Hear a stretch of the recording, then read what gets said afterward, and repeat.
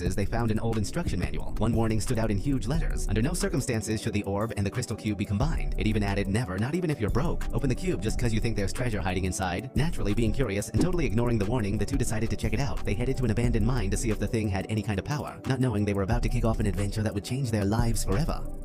Meanwhile, Natalie noticed Henry wasn't home. Worried and out of options, she called up the real estate agent Dawn. Using a tracking app, Dawn managed to locate him. He was exploring an old abandoned mine. Without wasting a second, they rushed over to find him. When they arrived, they saw something wild and seriously dangerous. The mysterious cube was glowing, shooting out this strange energy that was pulling Henry toward it. Without thinking twice, they all grabbed onto him. And just like that, one after another, they got sucked into the vortex and crossed through the portal straight into the overworld. Stunned by the new universe around them, Garrett proudly introduced himself as a gaming legend from back in '89. Soon after, they came across the iconic pink sheep staring at them curiously, but they weren't alone. A villager who'd seen the portal open had decided to follow them, crossing over into Earth, starting a wild new connection between worlds. Meanwhile, deep in the grim and empty Nether, the piglins were totally fed up with digging and finding zero gold. Malgosia was on a rampage again, threatening them with something worse than death. If they didn't strike it rich soon, she'd turn them into juicy pork chops. Just then, she picked up a signal. The orb's portal was starting to reactivate. She rushed to confront Steve, who was still her prisoner. She knew he was the one who stole the orb. Without much drama, she let him go, but gave him one brutal condition. If he wanted to save his beloved wolf Dennis, he had to return what belonged to her. Back in the overworld, Garrett was trying way too hard to impress the pink sheep, begging her to give him missions to find gold. Time passed. Nothing happened. Then out of nowhere, Dennis the wolf came charging in,